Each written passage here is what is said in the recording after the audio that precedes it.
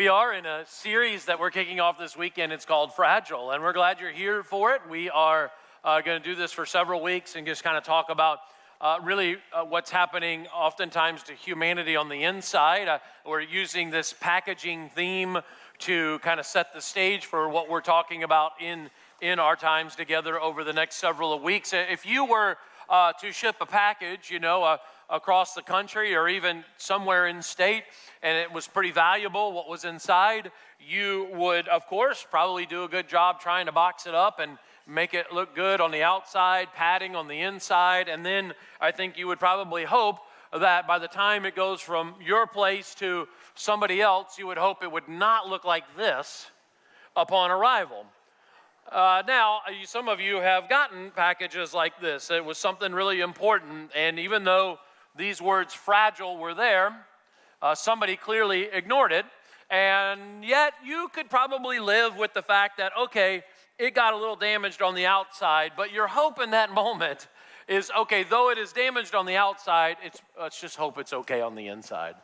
And there's nothing more discouraging than when you open it up and then it's broken. Something you've been waiting on is broken on the inside. And I think that's really a part of what we're dealing with in humanity, this brokenness on the inside. A package like this, it goes on conveyor belts and it gets thrown around and it gets stacked and heavy things are put on top of it. And I guess it could make sense that it could end up looking like this at some point, but I do think in our own lives, we go through the conveyor belt of life. We get thrown around a little bit, stuff gets stacked on us, and it's one thing to get damaged on the outside, but when a human being, when humanity is damaged on the inside, you and I know this is where the great problem is. There's nothing more devastating to a human being than having to deal with brokenness taking place inside here. As a pastor, I see this becoming an issue more and more in our culture. People who are knowing that they're damaged on the inside from some event, something that took place in their life, maybe something somebody did to them, maybe something you did to somebody else, and there's pain here on the inside and it's not being dealt with. I've had moments in my life that were difficult. I've had embarrassing moments in my life. I was reminded yet again this past week of an embarrassing moment in my own life. And I want to share that a little bit with you here in our time together. This moment of just, it was so frustrating. I was in college at USF, and they had a thing you could enter in at halftime where you put your name in a hat, and if you're selected, there was going to be this halftime event where you could, if you were selected, you were going to get a chance to shoot a layup, a free throw, a three-pointer, and then a half-court shot in 30 or 35 seconds. If you did it all in that time frame, you could win a car. And I thought, man, you know what? That'd be cool. I'll drop my name in the hat. Well, sure enough, they drew my name. And so about a month later was going to be the event. I had a month's notice, and so I had an opportunity to get ready. And because I didn't study in college, I've shared that with you before, I found it to be just more important to go out and practice this little competition. And so I would just do the layup, the free throw, three-pointer, half-court shot, try to do it. I'd time myself to see if I could do it, And so I'm going through the practicing. Well, now the day has arrived where the halftime of this game, it was a big game. It was halftime. You're going to go out on the court, and we were facing, I think, a top 10 opponent. Top 5, something like that. It was about 8,000 or 10,000 people there. I invited my own family, lots of my family. Hey, come watch me. I'm going to do this halftime thing. I get out on the court at halftime, and all of a sudden, I get flustered because they changed the rules. Everything I'd been practicing, they said, no, you're just going to shoot three-pointers, and however many three-pointers you can make in 35 seconds, if you're the winner, it's not a car, it's something else. And I'm like flustered, everything I'd been practicing, now the rules had completely changed. And I got out there on the court, and can I just tell you, I laid egg after egg after egg. I'm shooting three-pointers. If you know the vernacular, they're bricks, air balls. The boos are starting to cascade. The people are literally booing me over my performance out there on the court. Like 8,000, whatever it was, people booing at me for my performance. My family's in the stands. I think they probably booed me as well. I'm embarrassed now. I got to walk off the court, go find my family. My grandma was in attendance, and after I was done, she was dishing out grandma jokes at me. That's how bad I was. Like, your grandma could beat you, and your grandma was me, and I'm in a wheelchair. She was in a wheelchair, and she could beat me. Like, how disappointing. And so this past week, I was reminded. My dad was like, remember that time at halftime, how terrible you were? I'm like, oh, thank you, Dad. Thank you so much. It's embarrassing, and, I don't really think about that much anymore until somebody reminds me of it. I think in a room like this, for some of you, it's not really that funny. It's actually very difficult. 10 years ago, 20 years ago, 30 years ago, something happened in your past, and you do think about it a lot, or you just haven't addressed it, and so you cope with it, or you slide it under the rug and hope nobody notices. But for some of you, your past problem that is haunting you, it was last night. For some of you, it was last week. For some of you, it was a month ago. It's very recent. It's very fresh. What I want to do is give you an opportunity in our time together today to address it head on. This part of your past that you've not dealt with. I want to talk about getting past your past. Now, I will give you a card. I'm going to offer up an out card for some of you who would say that maybe this doesn't apply to you. Because maybe you would say, I've never had a problem getting past my past. We have an audience that's large here, and so maybe there's somebody here, and you're like, I've never had any problem getting past my past. And I would say to you, okay, I'll give you an out. But the other thing I would say to you, if that is you, I would say, thank you, Jesus, for attending with us this morning, because your life is so perfect. No, you're full of it, is what you are. You've had problems getting past your past. You don't want to recognize it. You don't want to talk about it. But you want to come up in here acting like everything's all good. I've never had any problems in my past or had to deal with anything. No, we want to address it. We want to be honest before God. We want to say, hey, this has happened in my life. And when you don't address it, it does lead to messiness. It does lead to chaos. Nobody's excited about growing up in life after I've had something hurtful happen to me. And you know what? I'm not going to address it. You know what I'm going to do? I'm going to smoke it away. Nobody goes through life and goes, ooh, I can't wait to do that. Nobody goes, oh, I've been damaged in life, and you know how I'm going to cope with it? I'm just going to drink it away. Get some pills, Nobody wants to go through life and these past brokenness that they haven't dealt with and say, man, I can't wait to be a bitter and angry person. Toxic human being in my relationships. I can't wait. But when we don't deal with it, we end up in that very position. For some of you, it's words that have been said to you like, I don't love you anymore. I don't want you anymore. You'll never amount to anything. We wished we had never had you as a child to begin with, and you've heard things from people, and it was damaging. Maybe you were betrayed. A good friend, a best friend betrayed you. Maybe a spouse, betrayed you, and the things that you've experienced in your life emotionally, spiritually from that damage is real. And before you know it, because these scars, these hurts, these wounds are there, you start to wonder, like, how do I deal with it? Or again, instead of dealing with it, you sweep it under the rug, or you use these coping mechanisms. Maybe they've hurt you, and you say, you know what? This is just the way it's going to be going forward. Ready? I'll never trust anyone from this point on. I'll never be able to get close to people because of what happened, that betrayal. And so I'm going to move away from intimacy with humanity. I'm going to move away from connecting into rich relationships because I just can't trust people. I'll just live in this new dysfunctional norm. All the people that ever attended this church, when we're really honest, we're willing to look at our lives and say, hey, there are some things in my life that have damaged me. Here's the bad news, good news. You are in a church filled with people who have had messed up moments.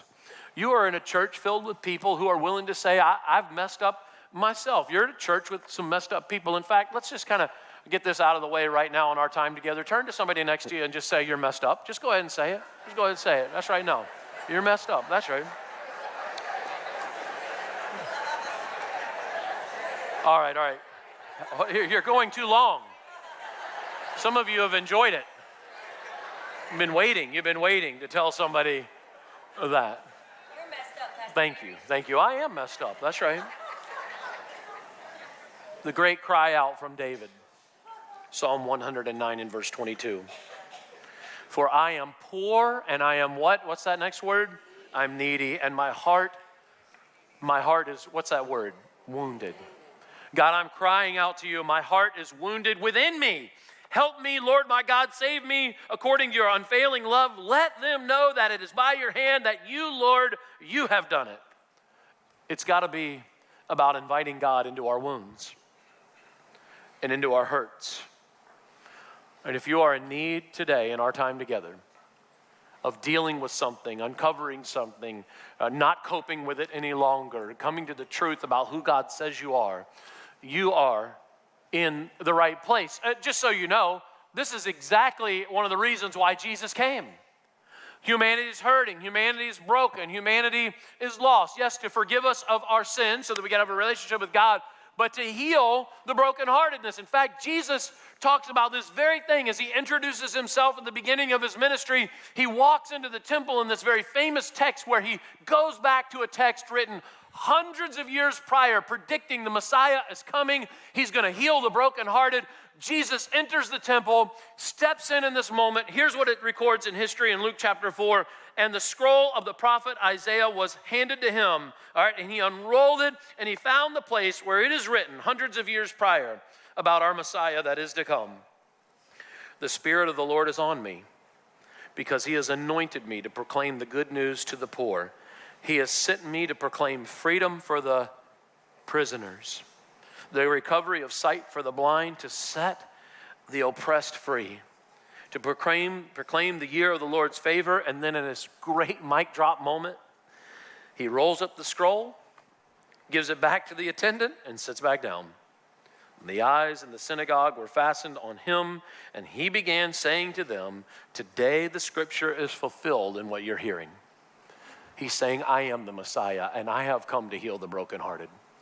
I've come to set the captives free. I've come to release those who have been oppressed. We're talking about the hurts. We're talking about broken people. This is what Jesus came for. Now, we know this brokenness developed. It happened in the Garden of Eden. All right, in the Garden of Eden, we see humanity reject the trusting of God. God says, trust me, I have the plan for your life. Adam and Eve, they fall prey to the temptation, and that brokenness as sin enters the world trickles down. Here we are in 2025. We're still experiencing it today, even more so than ever before. And so you and I could deal with damaging effects in our life, like this sort of packaging effect, through the actions of sinful, hurting people. They hurt us, but I'm also hurt, and so I hurt others as well.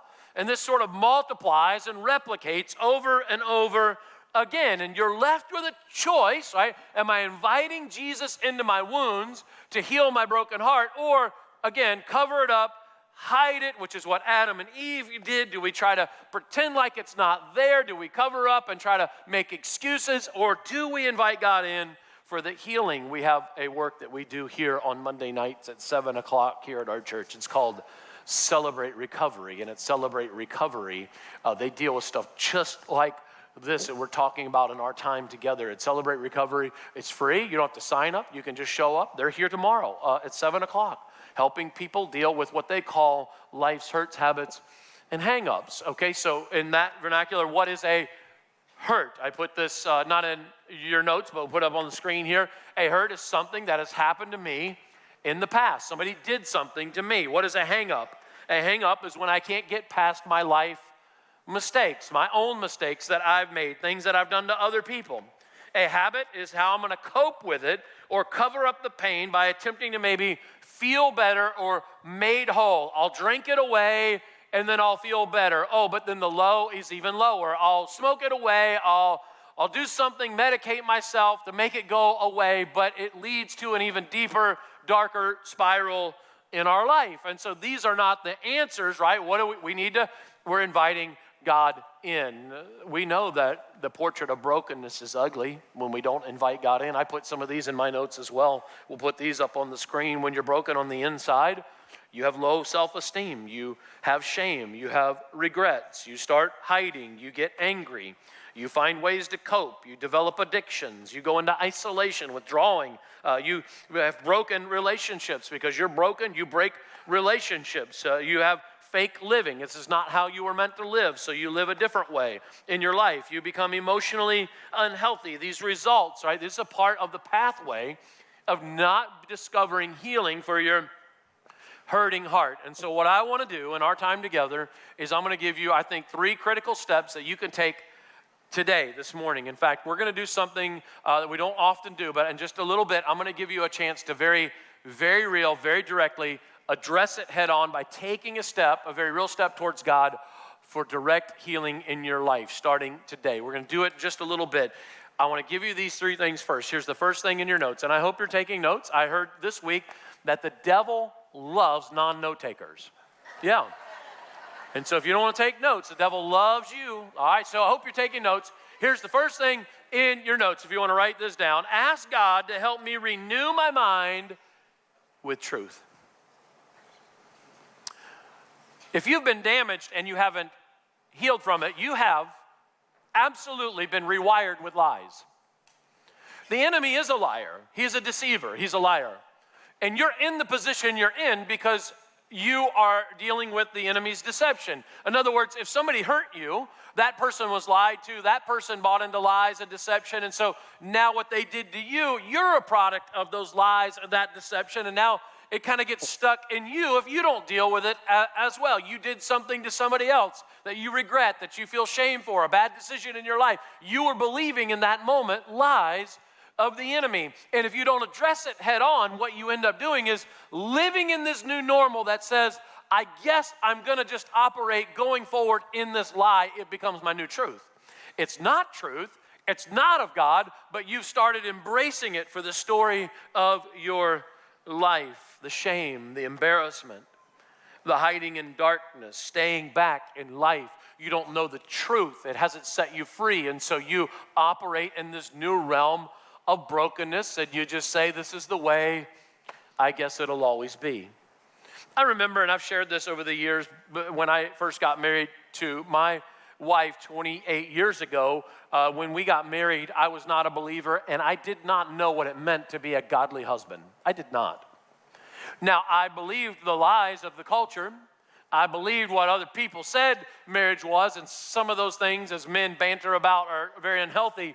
And so I had this kind of dysfunction in my understanding of what a godly marriage was. I did not know the Lord. And so I was oblivious to knowing how to be a godly man, have a godly marriage. And so I was breeding dysfunction in my marriage. We were struggling. I didn't know how to handle it. And so what did I do? I just worked more.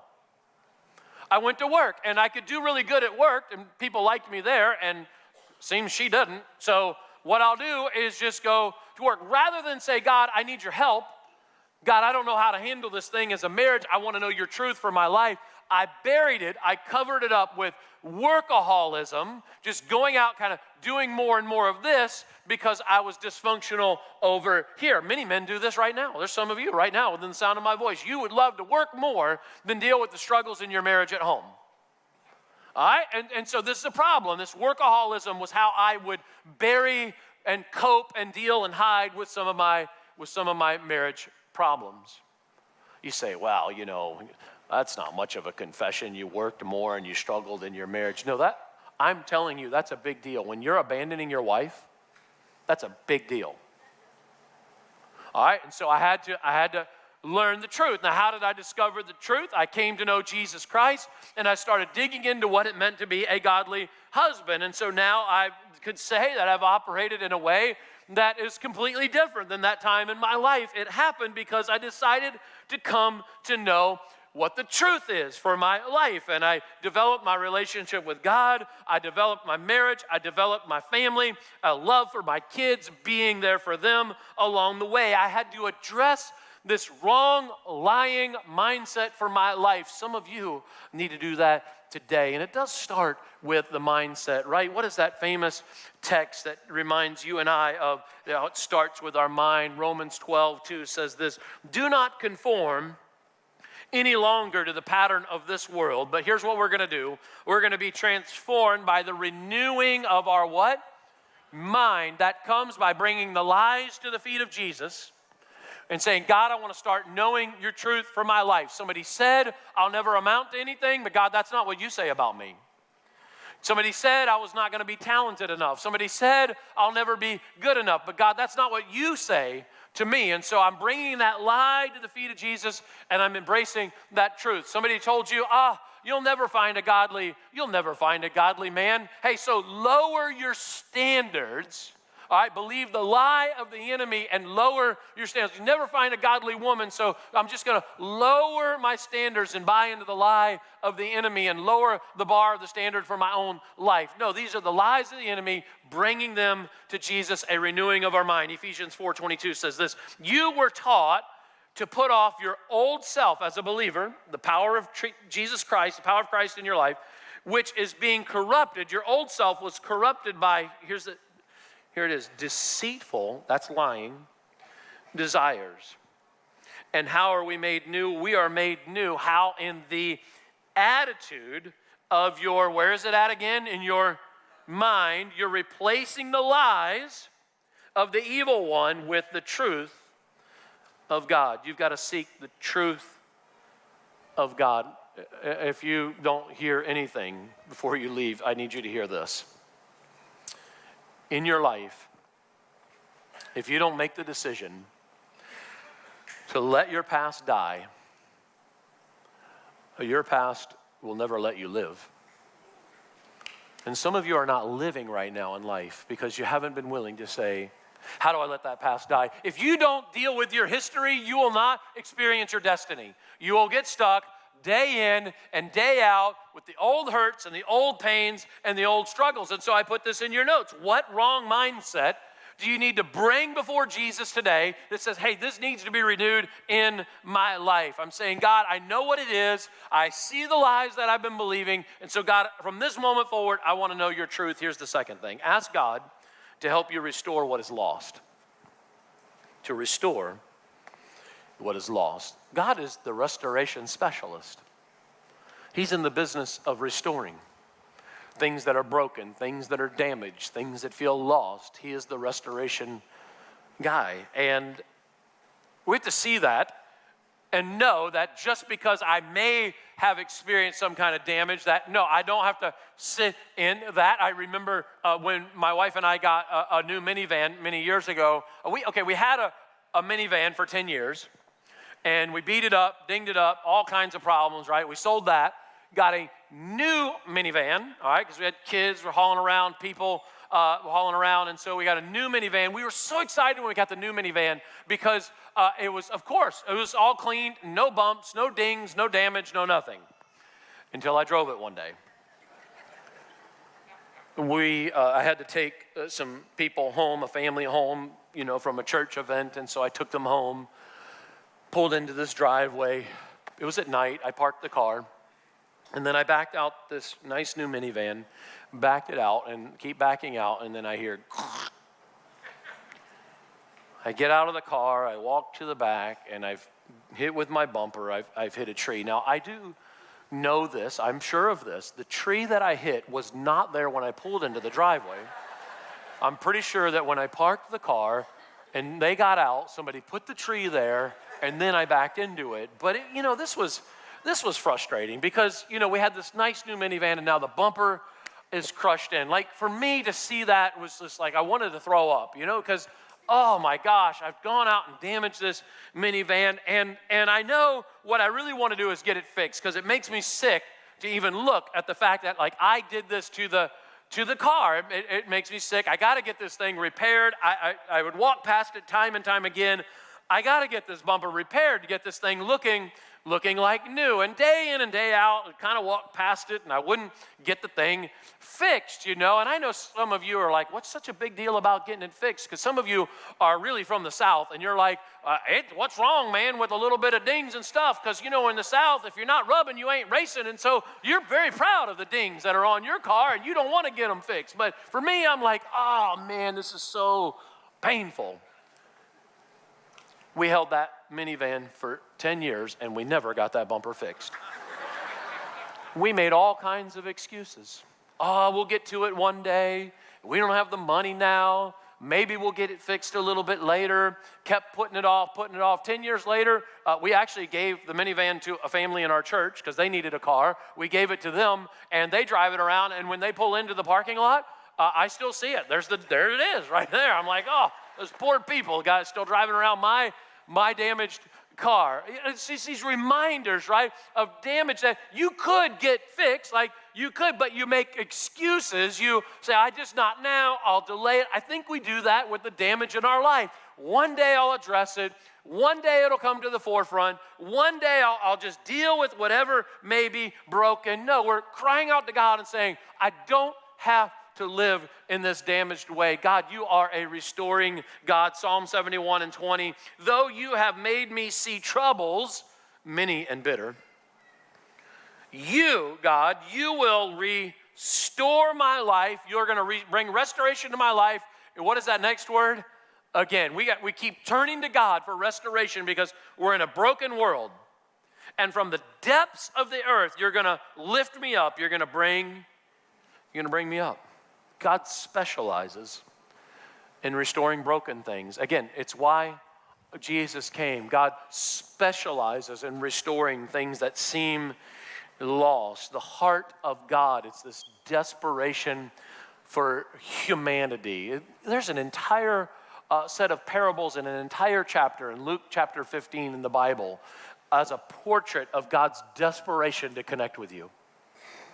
In that, we record Jesus' words in 3 parables, his desperation for the lost sheep, his desperation for the lost coin, and the desperation for the lost son. Those parables are given so that you can know the nature of God, that he is desperate to have a connection with you. He loves you so much and wants a relationship with you so much that he paid the ultimate price by the giving of his one and only son, Jesus Christ, on the cross for you. He wants to bring restoration in your life. Maybe to just put it in perspective in a way that you can understand, let's talk about something that maybe was lost in your life that you were desperate to find. Let's use, for example, a remote control for your TV.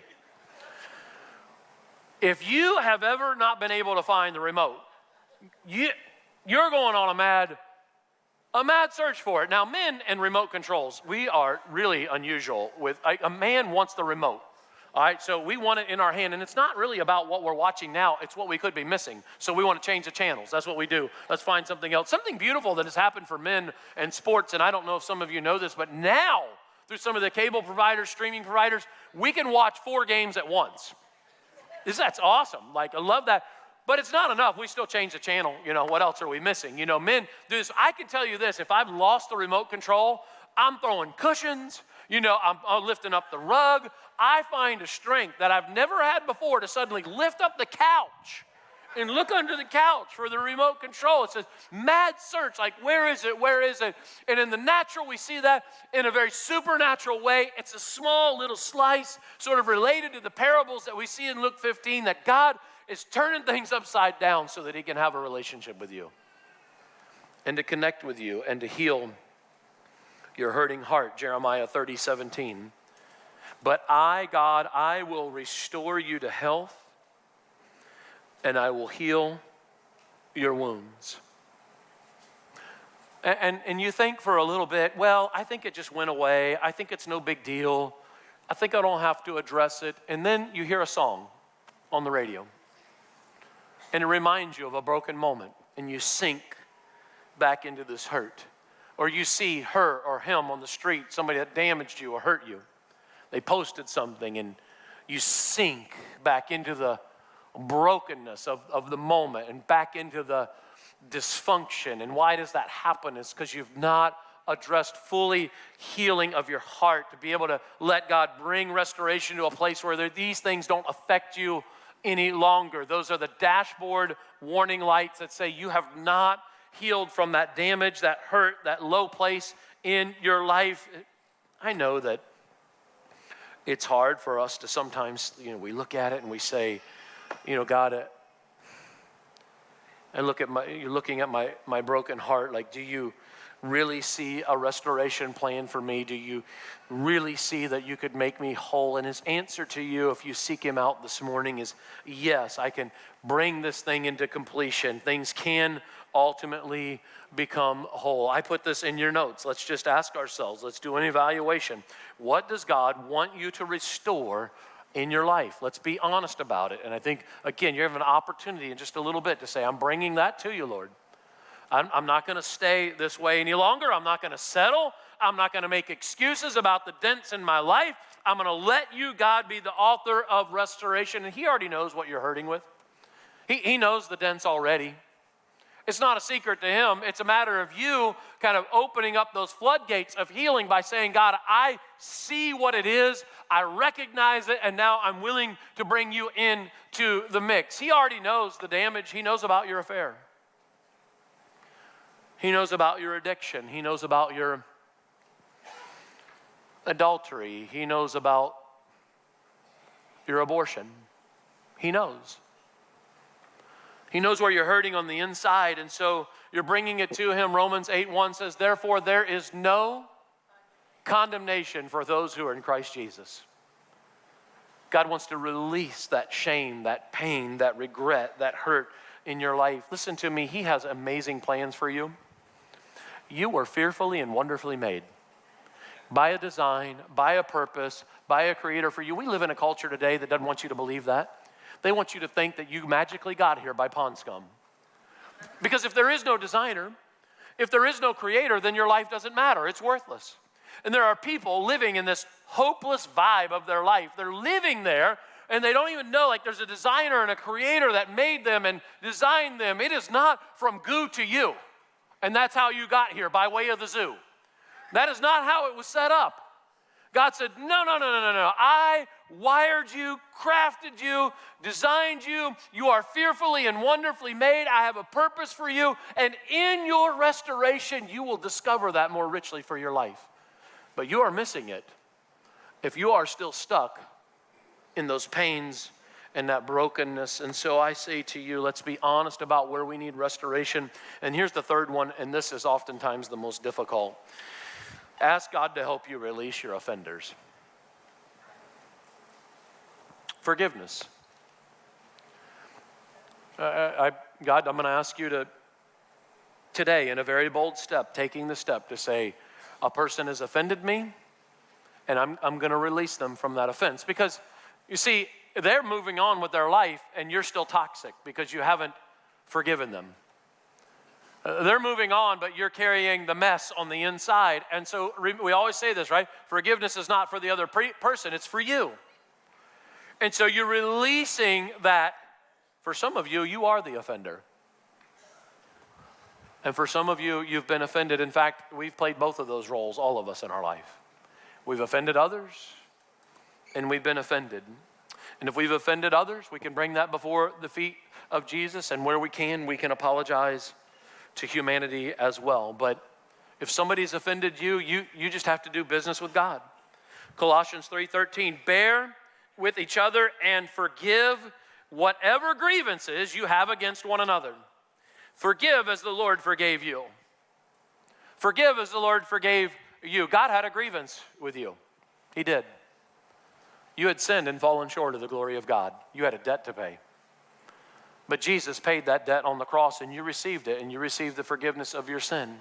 And now what we get here in the scriptures is, hey, just as God had a grievance with you, and now no longer he does because you've been forgiven of your sin, now you're offering that forgiveness to other people.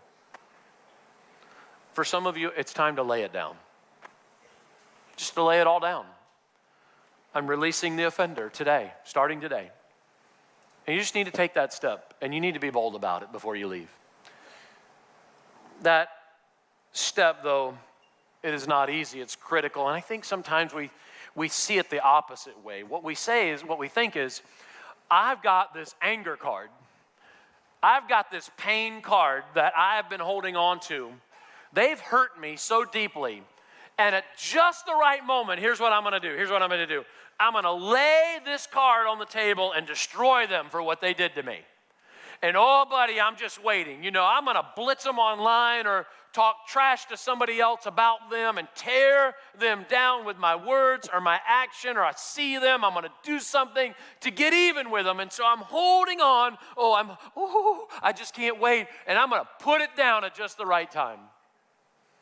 You think it's this massive trump card, right? If you ever played spades, anybody ever played spades, the card game? If you've ever played spades, there's one card in the deck that if you got that card, you've got the big card, you got the trump card, you're winning that hand if you have that card in your hand. What card is it? Ace of spades. You're holding on to your bitterness like it's the ace of spades, and I'm going to win this hand. And then you put it down and you're not healed. In fact, oftentimes you're just messier for what happened. For some of you, you're holding on to it and you're smoking it away. You're medicating it away. Some of you just need to lay that card at the feet of Jesus and say, I'm not holding on to it any longer. I put this in my notes. It's not in yours, but if somebody has hurt you, hear me. There is nothing that you can do to get back at them that will heal your heart. Nothing. It is only by Jesus. It is only by Jesus by which he came for to heal your broken heart. I get daggered. You've gotten daggered. I've had to work through the process of forgiveness and grievances and dealing with it and tried to hold on to grudges at times. And I've found time and time again that the best solution is just to lay it down and release my offender. Who do you need to forgive? I put that in your notes, and maybe you'll just take a stand today and say, before you, God, I know somebody in particular that I need to forgive. What I'm going to do is I'm going to have the band come out. They're going to sing a song about laying it down at the altar. And we're going to do something we haven't done here in a while, but just invite you to take a bold step in just a moment. They're going to be playing some music, and I'm going to invite you to come up here and to say, God, I'm exchanging the lies for truth. I'm engaging in restoration. I'm releasing my offender. Would you stand to your feet as they come out and they get ready to play and we close out our time together? What I'm going to do is I'm going to count to 3. In just a moment, I'm going to count to 3. And I will just ask you to slip out from where you are. Maybe you're in the middle of a row and you'll just shove some people out of the way and come down here because you need to do some business with God. Our prayer team's going to be up here as well. But you're going to say, God, I recognize today that I have a genuine need to release my offender, to seek truth, to be involved in restoration. In last service and last night, we had dozens of people making their way up here, and I hope you'll take that bold step. Why do we do it today on a day like this? To ask you to come out of your seat, because I see how damaging this is to people. I see how it wrecks their Christian faith, their movement forward, because they're so stuck. I see the need for you to be deeply bold about the step that you need to take so you can address it head on. And so I'm going to offer that to you here in a second. I'll come down and be praying with you and over you as well in that moment. Before I invite you to come up, let me just remind you of a very famous text in the scriptures to kind of set the stage for this moment. In John chapter 8, there's a famous text where a woman is caught in adultery. And Jesus arrives on the scene. The religious leaders, people are gathered around her. What they literally want to do, because she's been caught in the act of adultery, is to do what they might have done during that time, is to maybe stone her to death for this mistake. And they've got their stones in their hands and they're ready to stone her to death. If you know this text, very famous text, Jesus arrives and he boldly speaks up in front of this woman and all the people gathered around. If you haven't sinned, then go ahead, be the first, cast the first stone. They all knew that was very convicting because they had made mistakes as well, and they turn and they walk off, and then Jesus says to the woman, "Hey woman, where are your accusers now?" She says, "There are none." He says, "Neither do I accuse you. Now go and sin no more. Go away from here and live a new life. There's a lot to that. That's the famous moment where Jesus is writing on something on the ground. We don't know what it is. Let's look at that moment in history recorded. John chapter 8, this specific part I want to bring to your attention though. But Jesus, look at here. What did he do, Jesus? What? He bent down. This is God bending down. He's like, I'm getting down to your level right here. He has no sin on him, but he's getting involved right here in this moment with this sinful situation to deal with it head on. He starts to write on the ground with his finger. And when they kept on questioning him, he straightened up and said to them, let any of you who is without sin be the first to throw a stone at her. And again, here's what he does. Here it is. What does it say? He stooped down and wrote on the ground. God, this morning, is right here in this place, and he's ready to get right down in the midst of whatever it is that you're dealing with. He humbles himself in this picture of this situation of this adulterous woman. He humbles himself and stoops down. Could you imagine somebody proclaiming to be God doing that? And he does it. And our God is personal that way. I'm not forgetting the fact that he did write on the ground. And you know, if you've ever watched a movie, Jesus bends down and it looks like he's writing in the dirt, and that's nice and all, but the Bible tells us that he was actually in the temple courts, and the temple courts had stone floor. And so there probably wasn't dirt. He's probably actually writing on stone. And again, we don't know what he's writing, but when was the other time in Scripture where God himself put his hand to stone and started writing? The tablets and the 10 commandments. And now here we fast forward to another occasion where God himself is putting his hand to stone. And I don't know what he is writing, but I know what was on those tablets in the Old Testament, and one of those things that was on those tablets is thou shalt not commit adultery. And in that moment, it's sort of like, I know what you're struggling with. I know the pain that you're dealing with. I'm going to get involved in it directly with you. We're going to do business together. He knows your hurts. He knows your struggles. You're going to bring them before him and say, God, I believe you're going to meet me right here. And so I'll count to 3. We'll do this together. Would you bow your heads and close your eyes? Some of you've lost your innocence. You've lost your purity. You gave yourself up. Somebody took advantage of you. Something happened to you. You were betrayed. You were talked down to. You were told you would never amount to something. I don't know what it is. You did something to somebody else very damaging and hurtful, and you've been living in that shame. You're going to bring it down to a God who's right here getting involved in the mess. I know that when you get into a position like that, it can be very easy to think, okay, I could never have a future. I could never have something greater in my life. But we see over and over in the Scriptures, time and time again, people where we have a narrative about their life over and over in the Bible, we see that there was brokenness in their life at one time or another, yet God used them in a very powerful way. We've already had quotes about David in the Scriptures, and he had a broken past in his life, and yet God used him in very powerful ways. I could go to Noah in the Scriptures. He plants a vineyard. He gets drunk. He passes out. He wakes up. He curses his grandson, and yet God used Noah in a powerful way. There were still plans and design for him. Abraham, who failed a few times to not trust in God, and he paid a price for not trusting in God, consequences, and yet God still used Abraham in a powerful way. Thomas doubted the resurrection of Jesus Christ, and yet God still used Thomas in a powerful way. And Peter denied Jesus 3 times, and yet a little bit later he's preaching at Pentecost where thousands of people are getting saved. You may have had a problematic past, but your future is not done. Restoration awaits. And so I'll count to 3. You can make your way out. A personal God, redeeming and restoring. Bringing the lies. Here we go. Ready? 1. Bringing the lies for the truth of Jesus. Ready? 2.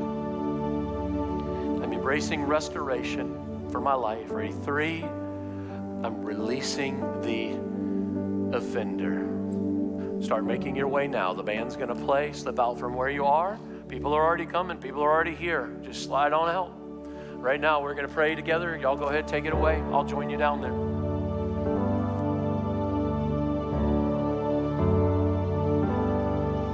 I'm removing all of the things that would move me further from you. I think you cannot be enough. It's not lost on me what you saved me from. I am running, stumbling, I know, but I'm coming to give you this offering. My worship I'll never withhold. Broken, but you call it beautiful. Where the tears of the desperate reach the feet of the Savior. Nothing I wouldn't offer. There's no waste at the altar. Where the heart of surrender reach the hands of the Maker. Nothing I wouldn't offer. There's no waste at the altar.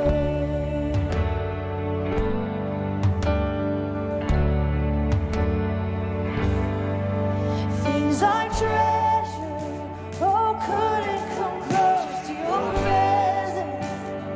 Grace upon grace, who could measure? No, nothing could measure. I'm returning back to the one I am running to give him my love, 'cause he took a sinner like me. Wash me with grace and you set me free. Oh, where the tears of the desperate reach the feet of the Savior. Nothing I wouldn't offer. There's no waste at the altar. Where the heart of surrender meets the hands of the Maker. Nothing I wouldn't offer. There's no waste at the altar. There's no waste at the altar. There's no waste at the altar. There's no waste at the altar. There's no waste at the altar. Come lay your broken dreams at the altar, and every victory at the altar. Even anxiety cannot live here. There's no waste at the altar. Let your heart sing out and tell him you love.